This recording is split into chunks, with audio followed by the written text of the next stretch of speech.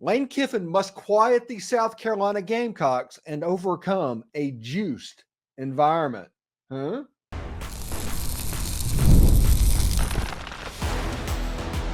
You are Locked On Ole Miss, your daily podcast on the Ole Miss Rebels. Part of the Locked On Podcast Network, your team every day. This is the Locked On Ole Miss podcast, your daily podcast on the Ole Miss Rebels, part of the Locked On Podcast Network, your team every day. We're free and available on all the podcast apps and on YouTube. Thank you for making Locked On Ole Miss your first listen every day, and a special hello to the insiders and everydayers who make this show what it is. Hello, I'm Steven Willis, a 10-year veteran member of the national media and a former Ole Miss staff member as well. In today's episode, we're diving into the Ole Miss road opener against the South Carolina Gamecocks, which is shaping up to be the toughest atmosphere that Jackson Dart and the Ole Miss Rebels are likely going to face this season. For whatever reason, the South Carolina matchup is going to test this team's poise. All eyes will be on Juice Wells, who is likely going to be the target of some intense Gamecock fan ire. Whether Ole Miss can overcome that will make or break this game. It's crucial for the Rebels to play their cleanest game of the season to come out on top in Columbia. And don't forget to check out a second listen on the network. Chris Gordy at Locked On SEC or even Corey Burton at Locked On Vandy offer great perspectives on college football and the SEC. Today's episode is brought to you by FanDuel. Place your first $5 bet and get $200 guaranteed. That's awesome. $200 in bonus bets. Visit FanDuel.com to get started. So this is going to be a weird game, and we're going to go into Thunderdome with Chris Marlar in just a second. But just to set the stage of what's going on, this whole Juice Wells situation is just weird. At the weekly press conference this week in South Carolina, the first question that Shane Beamer and all of the players were asked were about Juice Wells. And South Carolina fans have been popping up on Juice Wells videos. I still get comments on the video I did with Juice Wells in April. It'll just pop up. It's like, hey, a comment from this person. And it is inevitably a South Carolina fan. My point is this game is going to be intense. And I think it could be as intense as what Tennessee and Knoxville was in 2021, or even what Arkansas was in 2008. That type of intensity, that type of a cauldron is in the offering for this football game. So we're going to talk to Chris Marlar from Locked On Gamecocks to find out how big of a deal this storyline is going to be in the game as a whole, what South Carolina plans to do to Ole Miss, what Ole Miss is likely going to do against South Carolina. We're going to do predictions and all of that stuff. It's coming up next in Thunderdome. Let's go. All right, let's go inside Thunderdome with Locked On Gamecocks. Chris Marlar joining us to talk all about this game that Chris has a ton of storylines going on, both Ole Miss-wise, Gamecocks-wise. Everybody's going to be interested about this game, but it all starts and kind of almost stops with Juice Wells because this narrative and this story has gained a life of its own over the last 8 months or so. Now, for people that don't know, they think he faked an injury the whole year, left school to go get other NIL money, and did not play when he was told he could play. But when he got to Ole Miss immediately had to do surgery on Juice Wells. So that isn't exactly what happened, but that narrative has been established, and that is what South Carolina fans believe, and that's the important part at this point. Mm-hmm. Yeah, I think the thing with South Carolina fans in general is it's like any SEC fan base, it's a scarred fan base that they love their own, and they will go to bat for their own. And Juice Wells was one of their own. And then all of a sudden, listen, I am all for players getting paid and players going out and doing what's best for them. Do I think that Juice Wells could have played last year? I do. I think he could have played. I tell you what, even if he couldn't have played, I think he could have helped the situation more than he did. And that's fine. Listen, he's a kid. I understand that he wanted to go play, but when he leaned into the whole thing with, I wanted to go play for a winner, I wanted to go with this, you knew that that was going to ruffle some feathers, especially with South Carolina kind of underperforming last year and going 5-7 when they were projected to do a little bit better and the expectations were higher. The expectations were partially higher because they had a guy like Juice Wells that was on that roster. And I think that a lot of them look at that team and they're like, man, what could have been if we had the best quarterback we've had statistically and physically since, he's the first quarterback drafted from South Carolina since like 88. And then you have Xavier Legette, who's a first-round guy. Like, what could that offense have looked like if we had both of them in the lineup? And that's a tough pill to swallow for him. Yeah, and the stadium is going to be an absolute cauldron. I mean, if my comment section has been any indication over the last 8 months, South Carolina fans are going to show up because they want to go into that stadium and let Juice Wells hear their displeasure. And I think Ole Miss is kind of caught in the crossfire for that. Yeah, I think that's like, it didn't matter who he was playing, who he's playing for. I think that's he would have heard, a lot of boos in this game. I do think that, there's some weird history to an extent with Ole Miss. It's where the Sandstorm, tradition started. It's their, before the Alabama game, it was their highest win against, or highest ranked opponent win they've ever had, when they beat him, I think almost like fourth or something like that in 2009, the Jevon Sneed era.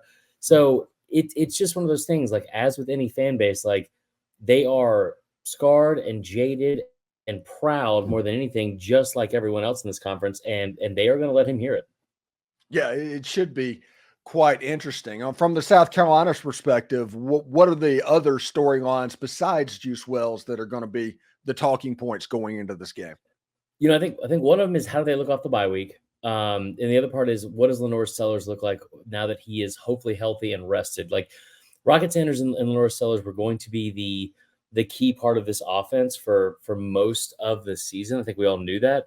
You didn't know how healthy Rocket Sanders was going to be. You didn't know how healthy after his injury. But one thing that was weird was that when he went down with that ankle sprain against LSU, Dowell Loggins completely went away from the entire offense, right? Like if Robbie Ashford had four passes.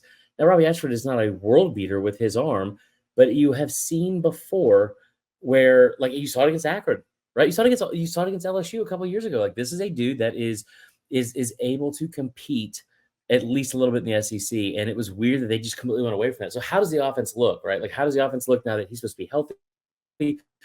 And they're going up against a defensive line that has, before that Kentucky game, and I think they got 5 sacks in that game, right? Mm-hmm. They did. So that's a defensive line that has really put a ton of pressure on quarterbacks all season. So how does he look at that? That's the last thing in this very long-winded answer that you didn't ask for. But the other thing is it's kind of like the haves and have-nots, because both of these coaches have kind of gone in a similar route in how they're trying to build the roster. But the way Ole Miss has done it with the portal has been very big names and very big former recruits coming from very big programs. The way South Carolina's had to do it is, you got a couple running backs that are from much smaller schools. You got Jared Brown from Coastal. You got, Kennard is from Georgia Tech. Like, it's just a difference of not styles, but of almost prestige. And I think it just makes the chip on Carolina's shoulder even bigger. And if you look at the Ole Miss side of the coin, basically this main storyline over there is recovering from what happened a week ago, because the Ole Miss fan base had expectations going into this game. And I guarantee you, not one of them had them losing a home game against Kentucky. Ole Miss needs to recover because their margin for error is gone at this point.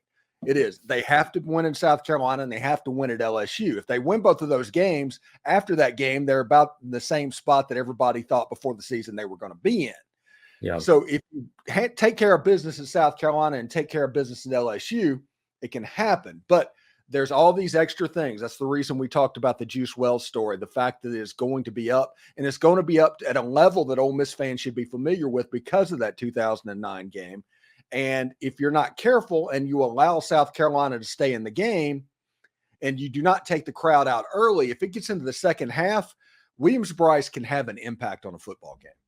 Yeah, I think that's the one thing too that is, I think a lot of them wish this was a night game. Kind of surprised that it's not. Like, it's, it's wild to me that, because it's not, I don't think it's because Ole Miss lost last week. Like, I don't think if Ole Miss won, it would have been a night game. I think it's one of those things where it's like, it's odd seeing that Tennessee and Arkansas is the primetime game. Mizzou A&M is a ranked matchup. That's at noon. But again, I think it's one of those. It's on ABC. Listen, you're speaking to my childhood here. That is, as somebody that grew up in the shadows of Piedmont Park, where that game was first played in like 1892. I mean, I will say that one has kind of dwindled in terms of relevance. But I mean, No, it's another game, and it's another thing that adds fuel to the fire. I think one thing South Carolina fans are going to be pumped about is that this is not a noon kick, right? They are tired of getting noon kickoffs in that stadium when it's 1,000 degrees. You had it against LSU, and I think the other part too is let's go win a ball game, right? I think you've seen Shane Beamer do this before. You saw him do it in November of 2022 against Clemson, against Tennessee. This is a fan base that fully believes they can win on Saturday. And that loss to Kentucky only helped that.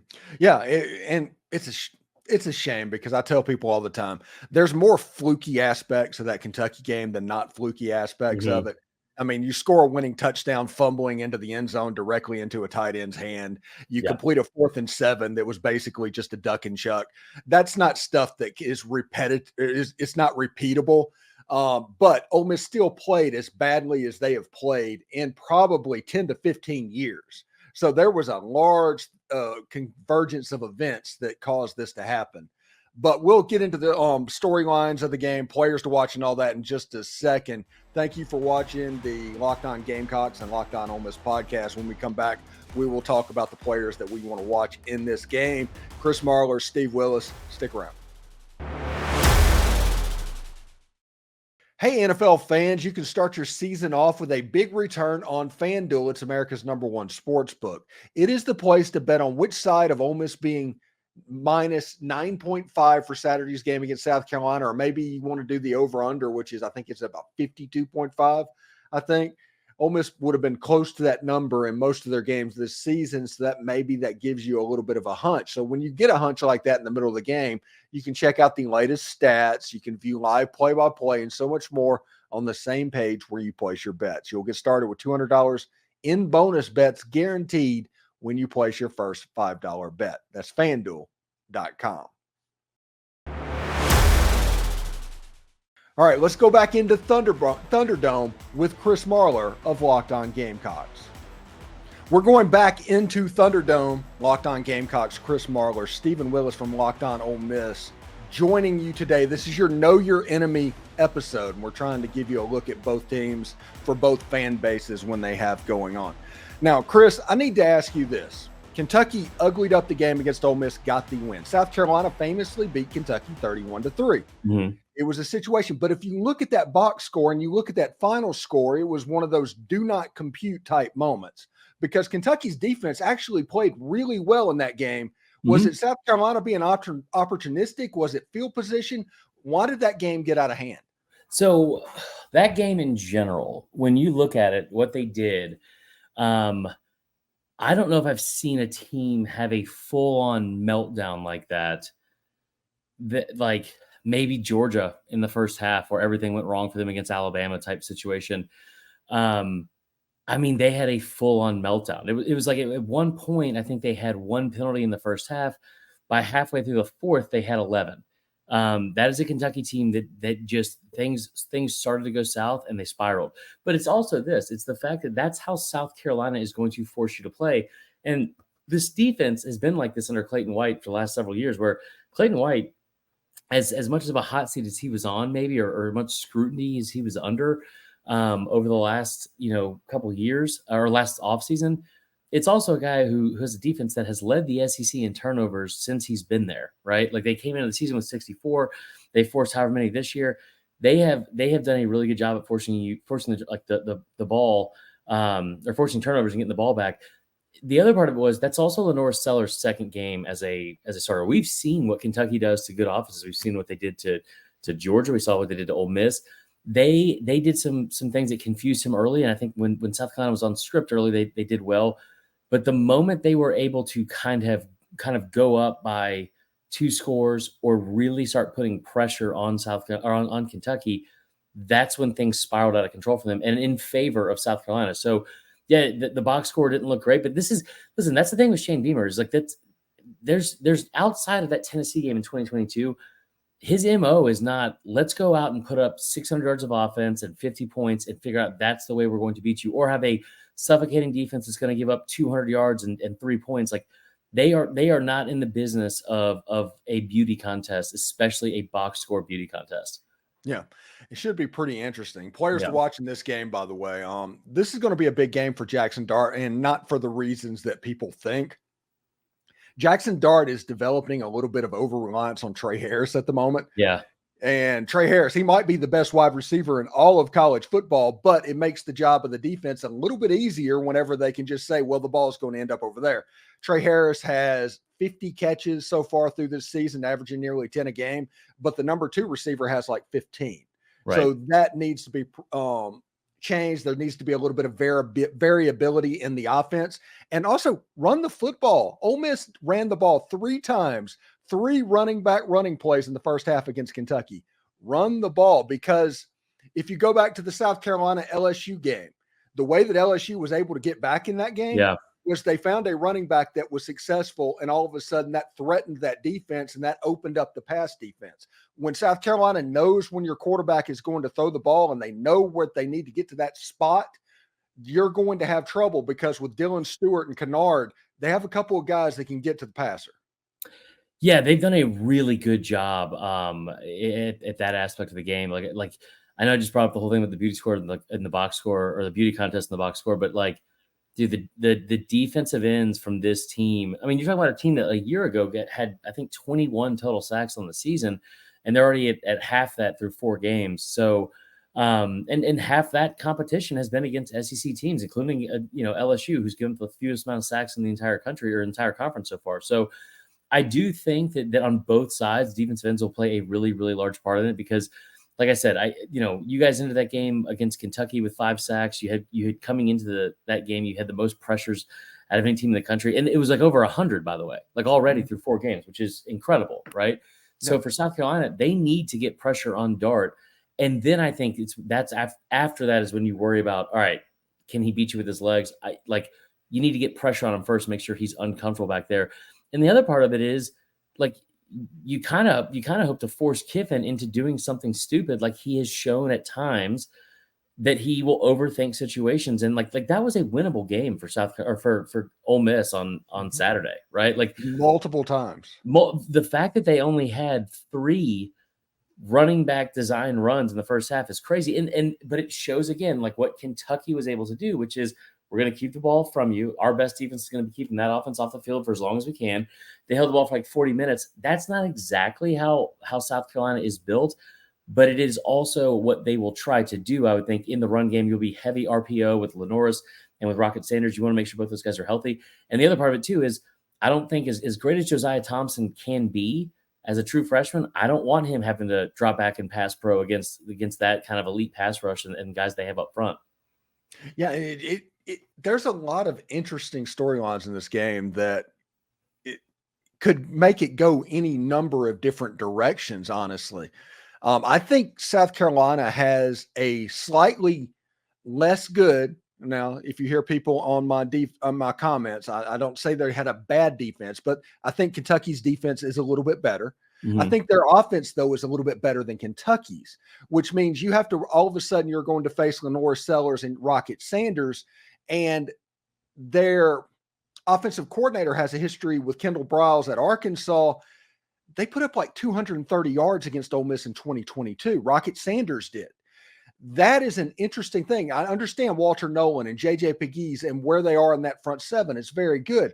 But South Carolina has shown this season, if you bust in that front 7 on a run fit, they are going to go 75 yards for a touchdown. Yeah, that's the other thing too. Is and like, again, it's Dowell Loggins putting together 60 minutes of play calling, right? Like that's the thing. It's 60 minutes of where you're going to have to go into a situation where you need Dowell Loggins to be on his A game for 60 straight minutes. Listen, as a guy that used to cover Bama closer than I do now, I've seen what these Pete Golding defenses can do in big situations.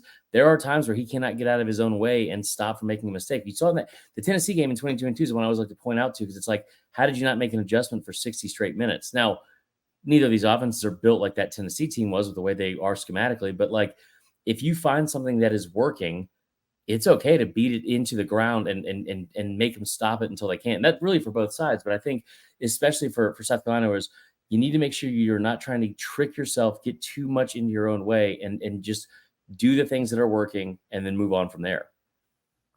Yeah, it's a game that I think that Ole Miss has a pretty good shot of winning. I think that line's honestly at the right spot, but I can see how it could get squirrely on them.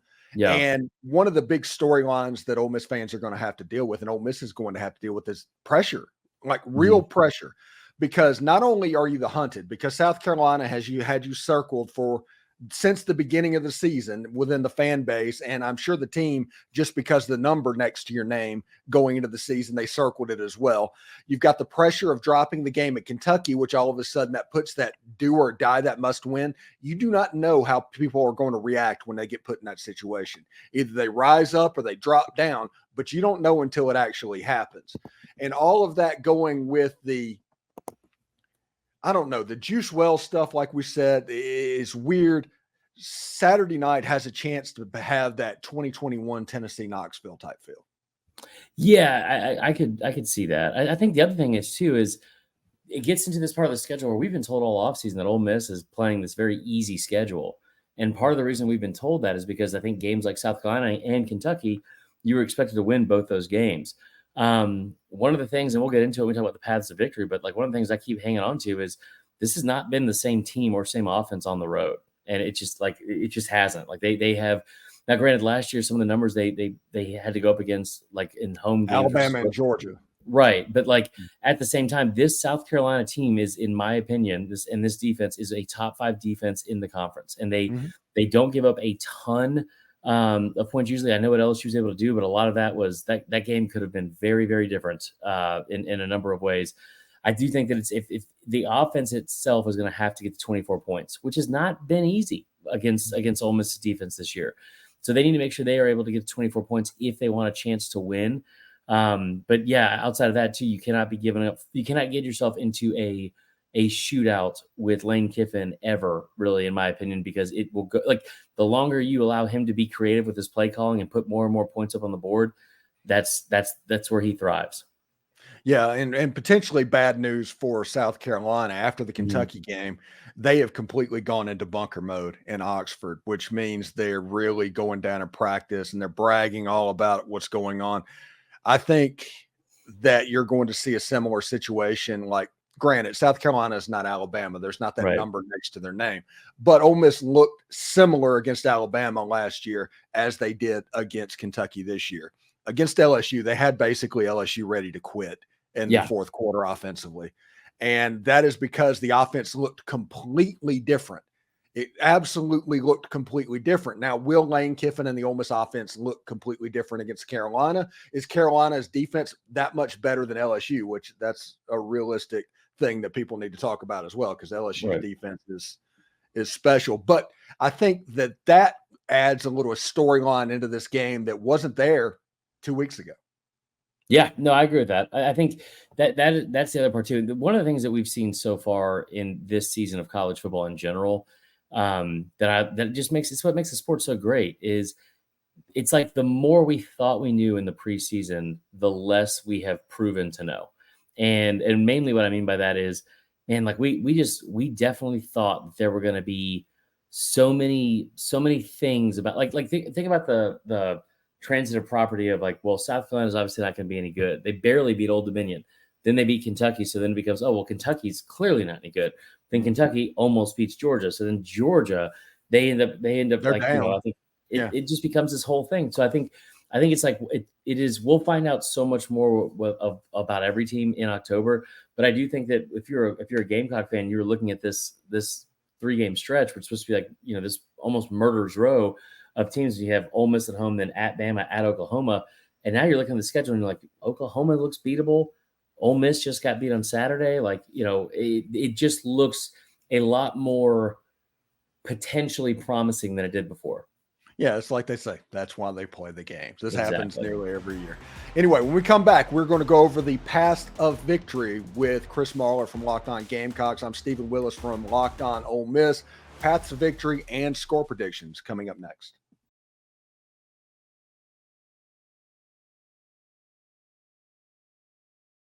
All right, we are back in Thunderdome, and we're going to go over the path of victory to the game. And I'll start out this time, Chris. I think that there's two paths for Ole Miss to get the win. I think if Ole Miss plays well, they're going to win the football game. I think that they have more talent on the field than South Carolina. I think if Ole Miss plays well and South Carolina plays well, it's going to be a tight football game. And if Ole Miss does not recover after last week and they play down below their capability, South Carolina can jump up and beat them. But I do think the path for Ole Miss winning this game is high scoring. I think they need to get over 24 points in this game, like you said. And if it gets up into the 30s and if the offense is really going, I just don't see a way that South Carolina is going to be able to pull this game off. Like I said, there's good players on the field, and this is going to be the first time that a running quarterback and a running back shows up against Ole Miss this season. So we do not know how that front seven is going to react. But I do think Ole Miss is going to be able to rebound from a week ago, put up some points on the scoreboard, and honestly probably win the game, covering fairly easily. Okay, so I think that this will be a little bit more of a hard-fought game. I think that Ole Miss I could see them covering, but the path to them covering, I think, is a backdoor cover. Listen, I think this South Carolina team is better than people wanted to think at the start of the year and preseason. And that Old Dominion game did them no favors. But I do think that it lulled a lot of people into sleep into like a rope-a-dope type situation of, you saw that in Kentucky. And again, here's the thing. That game was closer than the box score showed, but they won by 25 points. They're at home in front of a huge crowd. This is Beamer's fourth year at South Carolina. He's 2-1, coming off a bye week. The only loss was that weird 2-point loss to Florida a year ago where nothing could go right. I think this is a dogfight that they're going to find themselves in over and over and over again. And I really think that the path for Ole Miss winning is the maturity of Lane Kiffin, because I don't know if he is cut out for a dogfight like that, because what he's going to go into now is, this is a team with a week off. LSU's coming in with a week off, and he's on the road for both those games. Having to live up to expectations has never been something that Lane Kiffin's been good at. And I think that he is going to be in a tough spot on Saturday in Williams-Brice, where, listen, if you're a Gamecock or you're a Gamecock fan, like, you're playing with house money. Like, you're supposed to lose this game. Be there, be loud, let Juice Wells know what he's missing out on. And I will say, as much as the fans disagree with his decision and don't like him, for his own sake and his own social media sake, you better hope they win on Saturday, because those fans are going to be fired up. So I'm sure they're going to let him hear it. I'm sure it's going to be a very loud atmosphere. I think that South Carolina is going to be able to win this game. I think that Ole Miss is more beatable than people realize, and I love the fact that they're coming off a bye and rested.